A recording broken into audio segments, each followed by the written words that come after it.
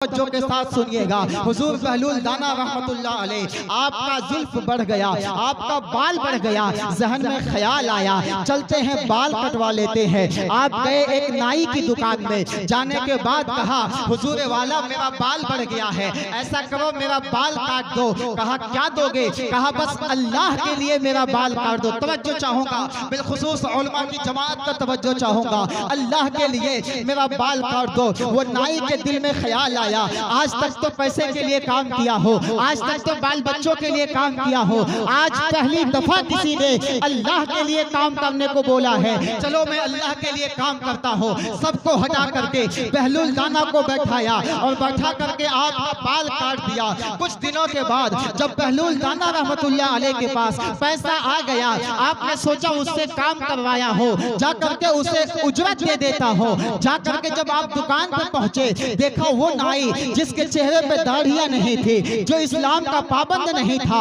उसके चेहरे की दाढ़ियां हैं, उसका रंगत बदल गया है। बहलूल दाना कहते हैं मियां तूने मेरा बाल काटा था, ये उसकी उजरत देने आया हो, रख लो। वो नाई कहता सुने, जो काम रब के लिए किया जाता है उसकी उजरत दुनियादार नहीं दे सकता है। मैंने बाल आपने काटे थे अपने रब की रज़ा के लिए, रब ने मुझे जन्नत का हक दिया। माशाल्लाह, आपको पढ़ना चाहिए था। दुरूद पाक सुना दीजिए, सल्लल्लाहु तआला अला मोहम्मद सल्लल्लाहु अलैहि वआलिहि वसल्लम। आक़ाए कौनैन के प्यारे दीवानों, मैंने जो आयत मुबारका पढ़ा है उस पे जरा मेरी गुफ्तगू को आप गौर से सुनिएगा। चूँकि हबीबुल्लाह फैजी साहब बैठे हुए हैं, इन्हें बुजुर्गों से बड़ी निस्बत है। जहन के किरतास में एक बात समझ में आई, क्यों नहीं अपनी तकरीर का आगाज बुजुर्गों की सीरत से किया जाए। आओ मैं आपको एक बात बताता हूँ। जब भी किसी महफिल में आप जाते हैं, आका इरशाद फरमाते हैं, आका इरशाद फरमाते हैं, बुखारी शरीफ की पहली हदीस है, इन्नमल आमालु बिन्नियात, अमल का दारो मदार नियत पर होता है। आप नमाज पढ़ते हैं उसके लिए नियत जरूरी है, आप ज़बह करते हैं उसके लिए नियत जरूरी है, आप हज करते हैं उसके लिए नियत जरूरी है, तमाम कामों के लिए नियत जरूरी है। इसी तरीके से किसी महफिल में जाने के लिए नियत जरूरी है। मैं आप सबसे पूछना चाहता हूँ, आप इस महफिल में आए हो, हजारों जलसे आज तक के सुने होंगे, बताओ जलसे में जाने की क्या नियत होती है? आप कहेंगे मौलाना आज तक तो मैंने बस नमाजों की नियत सुना है, जनाजे की नियत सुना है, जलसे में जाने की नियत नहीं सुना है। आओ मैं हदीस मुस्तफा की रोशनी में आपको किसी जलसे में जाने की नियत सुनाता हूँ। आका फरमाते हैं जब तुम किसी नेक महफिल में जाओ तो जाने की 3 नियतें करना। पहली नियत ये करो, हम इस महफिल में जा रहे हैं अल्लाह और उसके रसूल को राजी करने के लिए जा रहे हैं। कुछ लोग यहाँ आए होंगे, खाने का इंतजाम है, चलो खाना खा के कुछ देर बैठ जाएंगे। कुछ लोग यहाँ आए होंगे, अच्छा नजराने का बात हुआ है, चलो नजराना मिल जाएगा। कुछ लोग यहाँ आए होंगे, फला साहब से रिश्तेदारी है, चलो रिश्तेदारी निभा लेंगे। मैं आपको बताना चाहूंगा, किसी भी तकरीब में जाने की नियत ये होनी चाहिए, हम जहां भी जाएंगे इंशाअल्लाह अपने रब की रज़ा के लिए जाएंगे। आला हज़रत कहते हैं हम आए यहाँ तुम्हारे लिए, हम आए यहाँ तुम्हारे लिए, उठे भी वहाँ तुम्हारे लिए, ज़बान जहन में है, जहन में ज़बान तुम्हारे लिए, बदन में है जान तुम्हारे लिए।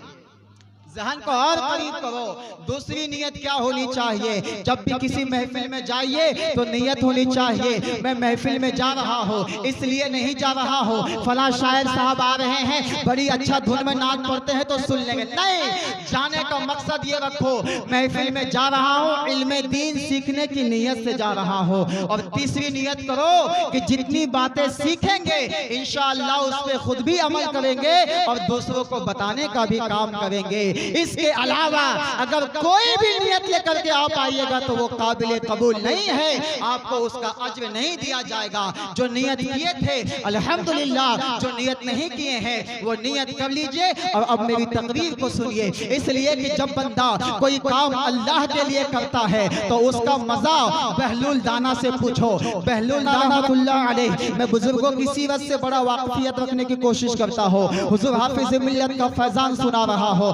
तवज्जो के साथ सुनिएगा। हुजूर बहलूल दाना रहमतुल्लाह अलैह, आपका जुल्फ बढ़ गया, आपका बाल बढ़ गया, जहन में ख्याल आया चलते हैं बाल कटवा लेते हैं। आप गए एक नाई की दुकान में, जाने के बाद कहा हुजूर वाला मेरा बाल बढ़ गया है, ऐसा करो मेरा बाल काट दो। कहा क्या दोगे? कहा बस अल्लाह के लिए मेरा बाल काट दो। तवज्जो चाहूंगा, बिलखुसूस उलमा की जमात का तवज्जो चाहूंगा, अल्लाह के लिए मेरा बाल काट दो। वो नाई के दिल में ख्याल आया, आज तक तो पैसे के लिए काम किया हो, आज तक तो बाल बच्चों के लिए काम किया हो, आज पहली दफा किसी ने अल्लाह के लिए काम करने को बोला है, चलो मैं अल्लाह के लिए काम करता हूँ। सबको हटा करके बहलूल दाना को बैठाया और बैठा करके आपका बाल काट दिया। कुछ दिनों के बाद जब बहलूल दाना रहमतुल्लाह अलैह के पास पैसा आ गया, आपने सोचा उससे काम करवाया हो, जा करके उसे उजरत दे देता हो। जा करके जब आप दुकान पर पहुंचे, देखा वो नाई जिसके चेहरे पे दाढ़ियां नहीं थी, जो इस्लाम का पाबंद नहीं था, उसके चेहरे की दाढ़ियां हैं, उसका रंगत बदल गया है। बहलूल दाना कहते हैं मियां तूने मेरा बाल काटा था, ये उसकी उजरत देने आया हो, रख लो। वो नाई कहता है सुने, जो काम रब के लिए किया जाता है उसकी उजरत दुनियादार नहीं दे सकता है। मैंने बाल आपके काटे थे अपने रब की रज़ा के लिए, रब ने मुझे जन्नत का हक दिया। माशाल्लाह ना जब भी काम करो तो अपने रब के लिए काम करो, इसलिए कि बंदा देता है तो अपनी औकात दे के देता है, और जब रब देता है तो बंदे को बेहिसाब देता है, बेहिसाब देता है। इसलिए अल्लाह के लिए यहाँ बैठो, जितनी देर बैठो कुछ सुनो। अब मैंने जो आयत मुबारका पढ़ा है उसकी तफसील सुनो। अल्लाह तबारक व तआला कुरान मजीद में इरशाद फरमाता है वकुलू मिम्मा फिल अर्दि हलालन तय्यबा, और वो कुछ जो कुछ भी जमीन में है, वकुलू मिम्मा फिल अर्दि हलालन तय्यबा, और उस चीज को खाओ जो जमीन पे हलाल और पाकीज़ा है। मेरे कौम के गय्यूर मुसलमानों, इसी हलाल रोजी पे मेरी गुफ्तगू मुकम्मल होगी, और इंशाअल्लाह इसी पे गुफ्तगू करके मैं इस कुर्सी को भी छोड़ दूंगा। तवज्जो है पीछे से, आप लोग जरा सा लहक के बोल दीजिए सुभान अल्लाह। अपने माँ बाप के नाम पे बोले सुभान अल्लाह। मैं इसलिए कह रहा हूँ माँ बाप के नाम पे, क्योंकि शायर ने कहा था ऐ माँ तुझसे बेहतर कोई नाम क्या होगा, ऐ माँ तुझसे बेहतर कोई नाम क्या होगा, इस नाम का हमसे एहतराम क्या होगा। अरे जिसके कदमों के नीचे जन्नत है, बताओ उनके सर का मकाम क्या होगा, बताओ उनके सर का मकाम क्या होगा।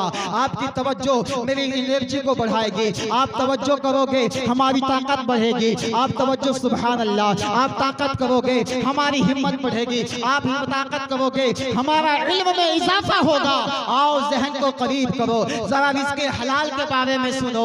आज हम सब खा रहे हैं, ना जाने किस तरह का खाना खा रहे हैं, सामने आया लजीज है खा लिए, ना पूछा, ना पड़ताल किया, ना जांच किया, ना इंक्वायरी किया, लुकमा पेट में आया हमने डाल लिया। आओ मैं आपको बताता हूँ, अल्लाह गनी रब्बे कायनात के बंदो, आपका रब फरमाता है वकुलू मिम्मा फिल अर्दि हलालन तय्यबा, और खाओ जो कुछ भी इस जमीन पर हलाल है, पाकीज़ा है। इस आयत में अल्लाह ने दो बात कहा है, पहला हलाल कहा, दूसरा पाकीज़ा कहा। हलाल भी होना है, पाकीज़ा भी होना है। इसी से रिलेटेड बहलूल दाना और जुनैद बगदादी की बात अर्ज करता हूँ। फैजी साहब बुजुर्गों से निस्बत रखते हुए, चूंकि मैं शोरा में हजरत को बहुत पसंद करता हूँ और नकीब में मैं आसिफ रजा सैफी को बहुत पसंद करता हूँ, ये बुजुर्गों के आस्थाने से जुड़े हुए लोग हैं, जहन को करीब कीजिएगा।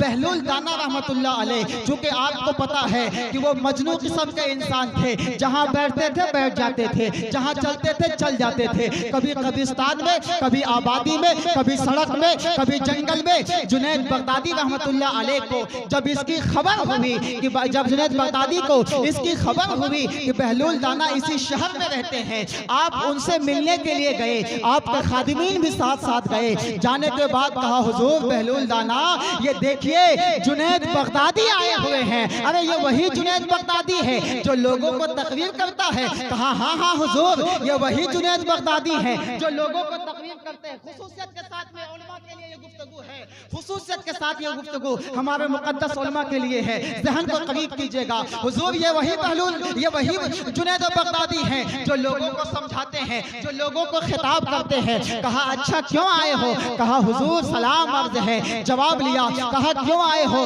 कहा हुजूर कुछ आपसे सीखना चाहता हो। कहा अच्छा तुम लोगों को खिताब करते हो? हाँ हाँ मैं लोगों को खिताब करता हूँ। कहा ठीक है, बात करने का तरीका बताओ। बात करने का तरीका क्या है? अल्लाह गनी, वो जुनैद बगदादी जिसकी महफिल में बैठने वाला शख्स उनकी गुफ्तगू सुन करके याद इलाही में मस्त हो जाया करता था, उससे कहा जा रहा है बात करने का तरीका बताओ। कहा हुजूर हम जब भी बोलते हैं पहले अल्लाह की हम्दो सना बोलते हैं, फिर बिस्मिल्लाह करते हैं, फिर दुरूद पाक पढ़ते हैं, फिर अच्छी अच्छी बातें कुरान और हदीस की रोशनी में करते हैं। जुनैद बगदादी से बहलूल दाना कहते हैं अरे तू क्या लोगों को समझाएगा, तुझे तो बोलने का तरीका नहीं पता है। अल्लाहु अकबर कबीरा। जुनैद बगदादी को जब ये बात कहा जाता है बहलूल दाना वहां से उठ के आगे चल जाते हैं, फिर जुनैद बगदादी पीछे पीछे जाते हैं। हुजूर सलाम अर्ज है, कौन हो? जुनैद बगदादी। कहा अच्छा वही जुनैद बगदादी जिसे बोलने का तरीका नहीं पता है। अच्छा ऐसा करो खाने का तरीका बता दो। नौजवानों इल्म दे रहा हूँ, समेट लेना अपने दामन में। कहा अच्छा बोलने का तो तरीका नहीं पता है, कम से कम खाने का तरीका बता दो। जुनैद बगदादी कहते हैं हुजूर सब खान लगाता हूँ, दोनों हाथ धोता हूँ, सामने बच्चों को बैठाता हूँ, बिस्मिल्लाह पढ़ता हूँ, या वाजिदो या वाजिदो पढ़ते पढ़ते छोटा छोटा लुकमा लेकर के खा लेता हूँ। खाने के बाद फिर दुआ पढ़ता हूँ और मैं अल्लाह की हम्दो सना करते हुए खड़ा हो जाता हूँ। जुनैद बगदादी से बहलूल दाना कहते हैं अरे तुझे तो खाने का भी तरीका नहीं पता है। अल्लाहु अकबर कबीरा।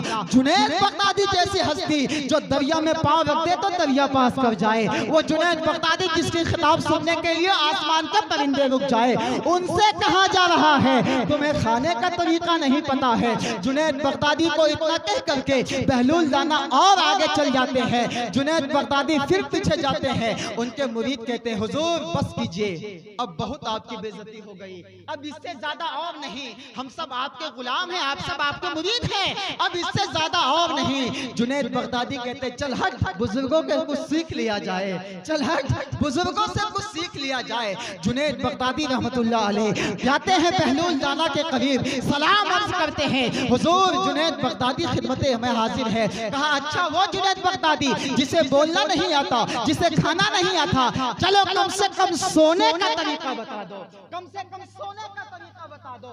सोने का तरीका क्या है? जुनैद बगदादी की बात, जुनैद बगदादी बहलूल दाना की बारगाह में अर्ज करते हैं हुजूर ईशा की नमाज पढ़ता हूँ, तस्बीह व तहलील करता हूँ, खाना खाता हूँ, बावजू हो जाता हूँ, बिस्तर में जाता हूँ और तस्बीह पढ़ते पढ़ते अल्लाह का हम्द करते करते बिस्तर में सो जाता हूँ। जुनैद बगदादी से बहलूल दाना कहते हैं नादान तुझे तो सोने का भी तरीका नहीं पता है। ऐ नौजवानों सोचो अगर ईशा की नमाज बजमात पढ़ करके बावजू बिस्तर में सोने वाले जुनैद बगदादी से ये कहा जा रहा है तुम्हें सोने का तरीका नहीं पता है, तो हम गुनहगार जो नमाज छोड़ के सोते हैं, जो हम और आप बेवजू सोते हैं, कितने ऐसे लोग हैं जो नापाक सोते हैं, उनका सोने के बारे में क्या कहा जाएगा।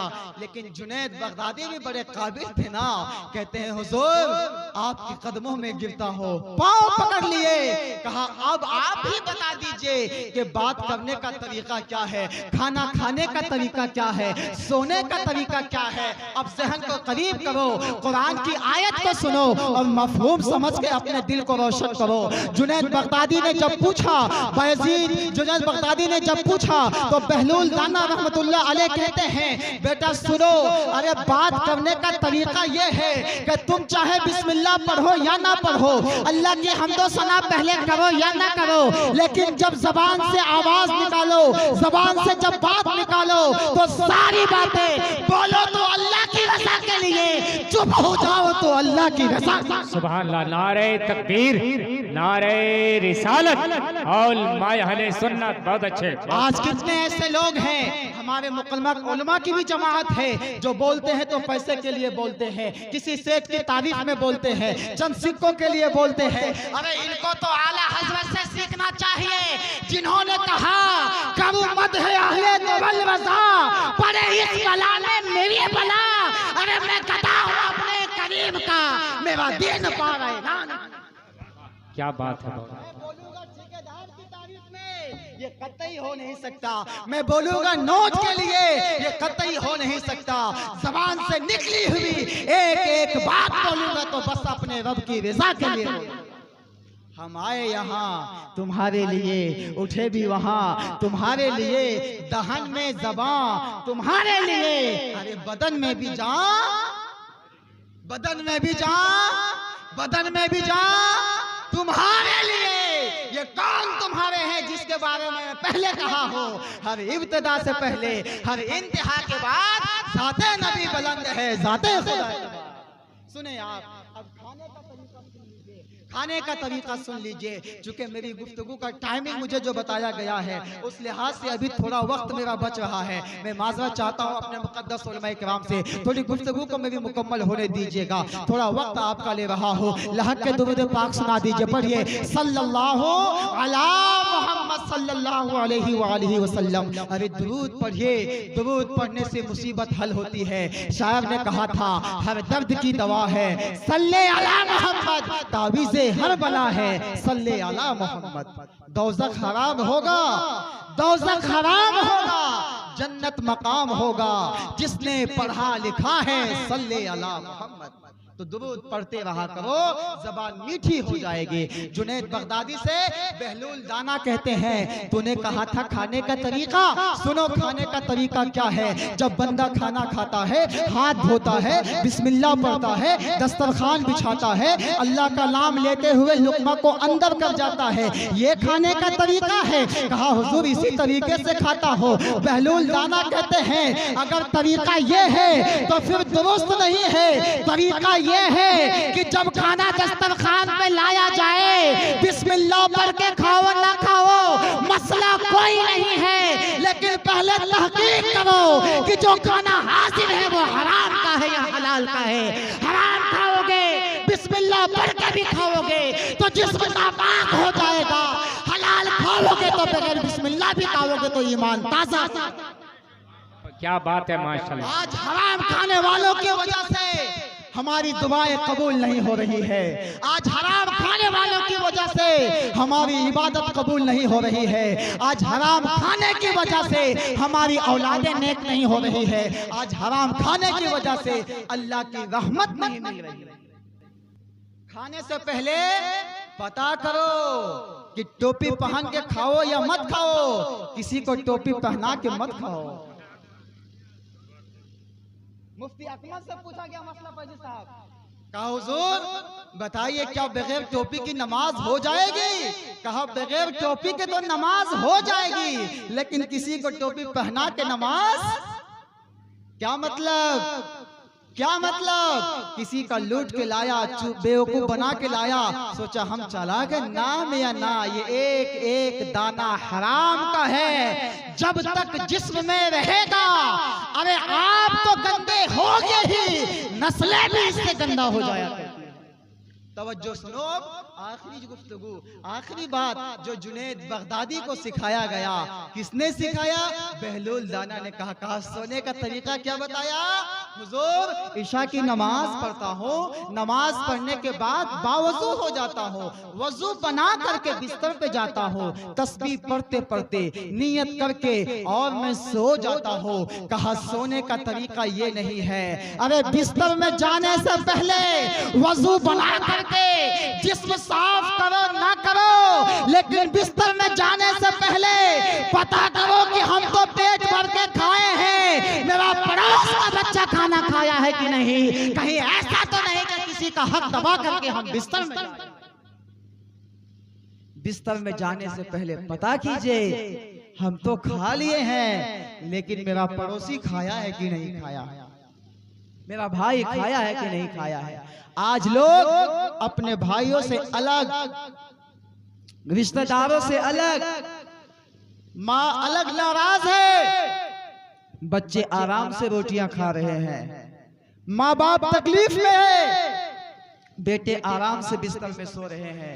याद रखो पेट का एक एक दाना उस वक्त तक के आपके हक में बद्दुआ करेगी जब तक कि आप अपने माँ बाप को राजी करके ना बिस्तर में जाए। ये मैं दलील के साथ कहता हूँ। एक बात और अर्ज कर दो, जरा सा लहक के बोले सुभान अल्लाह, और लहक के बोले सुभान अल्लाह। गादी में पहली बार आया हूँ, लेकिन अल्हम्दुलिल्लाह आप लोगों की मोहब्बत ने मुझे गदागद कर दिया। सुभान अल्लाह। इत्तेफाक बना के रखिएगा, ठीक ना। एक बात अर्ज करूंगा और इंशाअल्लाह अपनी जगह में लूंगा, चूंकि फैजी साहब भी बैठे हुए हैं। मुझे अच्छा नहीं लगता कि किसी को बैठाकर अपनी तकरीर को जबरदस्ती थोप दिया जाए, ये मुझे ज़ेब दे देता है। मैं अपनी माँ बहनों से पैगाम देता, लेकिन वक्त बहुत कम है। एक बात बस अर्ज करूंगा और मैं यहाँ से चला जाऊंगा। हमारे लोगों के जहन और दिमाग में ये एक बात बैठी हुई है कि मेरा मकान तो अच्छा है, हम अच्छा खा पी रहे हैं, सब कुछ ठीक ठाक चल रहा है, गाड़ी मोटर सब कुछ है, मतलब अल्लाह हमसे राजी है, अल्लाह का करम है, हजरत बहुत खुशहाल है, एक वक्त की भी नमाज नहीं पढ़ता है। ये उन लोगों का जुमला, अल्लाह का करम है हजरत बहुत खुशहाल है, लेकिन एक वक्त की भी नमाज नहीं पढ़ता। लोग समझते हैं कि अच्छा खाना मिल गया, अच्छा बिस्तर मिल गया और अच्छा मकान मिल गया तो मतलब अल्लाह हमसे राजी है। आओ मैं एक बात आपको उमर फारूक के जमाने से सुनाता हूँ, चूंकि अहादीस मुबारका पढ़ने का वक्त नहीं है, मैं बस तरेस में उसका उर्दू आपको बता रहा हूँ। जरा सा मोहब्बत के साथ एक दफा दुरूद पाक का नगमा पेश कर दीजिए, सल्लल्लाहु अला मोहम्मद सल्लल्लाहु अलैहि वसल्लम। सुने आप, उमर फारूक आज़म रज़ी अल्लाह ताला अन्हु की जिंदगी का ये मामूल था कि जब भी आप खाना खाते थे तो किसी मेहमान के साथ खाते थे, क्योंकि मेहमान के कदमों से अल्लाह पाक की रहमतों का नुज़ूल होता है। उमर फारूक आज़म एक दिन क्या हुआ कि दोपहर का वक्त था, मेहमान का इंतजार करते रहे, कोई मेहमान साथ खाने वाला नहीं मिला। आप मेहमान तलाशने निकल गए, कोई शख्स नहीं मिला। एक पंडित मिल गया, पुजारी मिल गया, आप गए, उसका हाथ पकड़ा, कहा चल मेरे साथ खाना खा लेगा बैठ करके। वो बंदा आया, दस्तरखान लगाया गया, खाना सामने रखा गया, कहा पढ़ो बिस्मिल्लाहिर्रहमानिर्रहीम और खाना शुरू करो। वो तो पंडित था, कहा मैं किसी अल्लाह का नाम लेने वाला नहीं हूँ। उमर फारूक आज़म भी जलाली थे, कहा जब तक तू अल्लाह का नाम नहीं लेगा मैं एक दाना भी तुम्हें देने वाला नहीं हूँ। उस पंडित ने जिद में कहा खिलाओ या मत खिलाओ, मैं किसी अल्लाह का नाम नहीं लूंगा। उमर ने कहा खाओ ही खाओ, लेकिन अल्लाह का नाम लेकर के खाओ। जब बजिद हो गया, उमर फारूक आज़म उसका हाथ पकड़ करके उसे बाहर कर दिए। गैब से आवाज आती है, जुमला आप सबके लिए, कहा उमर तूने एक वक्त का खाना उस शख्स को नहीं खिलाया जो अल्लाह का नाम नहीं लिया। अरे ये जिंदगी भर कभी मेरा नाम नहीं लिया, फिर भी मैं इसको खाना खिला रहा हूं। बात है बहुत अच्छी। तो उमर ने पूछा जो सवाल वही आप सबके लिए है, कहा अल्लाह पाक अगर आपका नाम कोई नहीं लेता, तुम्हारा नाम कोई नहीं लेता है, फिर भी तू खिला रहा है, फिर पता कैसे चलेगा कि तू बंदे से राजी है या नहीं है। रब फरमाता है मैं किसी बंदे से जब नाराज हो जाता हूँ उसकी ताकत नहीं छीनता हूँ, उसके रिस्क नहीं छीनता हूँ, उसका खाना नहीं छीनता हूँ, उसका आराम नहीं छीनता हूँ, फिर क्या छीनता है। रब ने फरमाया जब मैं किसी बंदे से नाराज हो जाता हूँ तो उससे सजदे की तौफीक छीन लेता हूँ। जब मैं किसी से नाराज होता हूँ तो सजदे की तौफीक छीन लेता हूँ, मस्जिद से उसे दूर कर देता हूँ। अरे नादान, आज किसी को पूछे नमाज पढ़ते हैं तो कहते हैं कि हम नमाज नहीं पढ़ते। अरे मेरी और आपकी क्या औकात कि नमाज पढ़िएगा, ये तो रब की मेहरबानी है कि अपनी बारगाह में झुकने वाला बना कर रब जिसे पसंद फरमाता है उसे नमाज की तौफीक देता है, और जिसे नापसंद फरमाता है उसे मस्जिद से दूर कर देता है। अब आपको यहीं से एक तराजू मिल गया तौलने का। अगर आपको तौलना हो कि मेरा खुदा मुझसे राजी है या नाराज है, तो जिस दिन नमाज पढ़ने की तबीयत से बेचैनी आने लगे समझना अल्लाह राजी है, और जिस दिन नमाज पढ़ के तुम्हें कुछ गम ना हो समझना अल्लाह आपसे नाराज है। और जब अल्लाह नाराज होता है तो फिर जमाने में जितने अज़ाबात है ये सब सारे कम हैं। मेरे प्यारे मीठे इस्लामी भाइयों, मेरी तकरीर यहीं पे खत्म होती है। मैंने आपको 4 सबक दिया है, 4 सबक दिया, एक भी याद रखें। क्या क्या सबक दिया? मैं सबक याद करा के उठता हूँ, ये मैं क्योंकि मैं एक उस्ताद भी हूँ। हमारे पास अल्हम्दुलिल्लाह लड़कियों का अपना एक हॉस्टल है, और आप लोग नहीं जानते हैं, लॉकडाउन से पहले जामिया गुलशन फातिमा असहना और मदरसा मखदूमिया अनवारुल उलूम में मैं बेहमदिही ताला मुदर्रिस रह चुका हूँ, और जामिया फातिमा में हमारी अहलिया मोहतरमा बेहमदिही ताला सदर मुअल्लिमा की हैसियत से थी। ये लॉकडाउन के पहले की बात है, मैं छोड़ के यहाँ से चला गया। लेकिन मैं बस अर्ज कर रहा हूँ, सबक मैंने आपको क्या दिया? पहला सबक मैं आपको ये दिया हूँ कि जब भी कोई काम कीजिए तो मकसद अपने अल्लाह को राजी करना हो, किसी बंदे को राजी करना ना हो, या दिखावा करना ना हो। दूसरी बात मैंने कहा आपको कि दुरूद पाक पढ़ते रहिए, इससे मुसीबतों का हल निकलता है। तीसरा सबक में दिया कि जब भी बोलो तो अपने अल्लाह के लिए बोलो, पैसे की लालच में, किसी नेता के लालच में, किसी प्रॉपर्टी के लालच में, किसी मुखिया के पीछे, किसी विधायक के पीछे मत बोलो। बोलो तो अपने अल्लाह की रज़ा के लिए बोलो। तीसरी बात बताया, जब भी खाना खाओ तो हलाल रोजी खाओ, हराम मत खाओ। टोपी पहन के खाओ या मत खाओ, टोपी पहना के।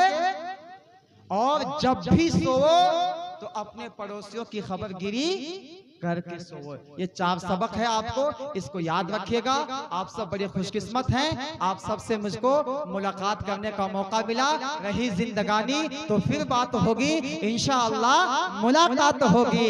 ये किस्सा लतीफ अभी ना तमाम है, जो कुछ बयां हुआ वो आगाज़ बाब था। वमा अलैना इल्लल बलाग, खूब किया सेवे चमन, फूल चुने शाद रहे, बाग़ जाता हूँ मैं, गुलशन तेरा आबाद रहे। अस्सलामु अलैकुम रहमतुल्लाह। इस्लाम जिंदाबाद, इस्लाम पाइंदाबाद, हिंदुस्तान जिंदाबाद, हिंदुस्तान पाइंदाबाद। अस्सलामु अलैकुम व रहमतुल्लाह।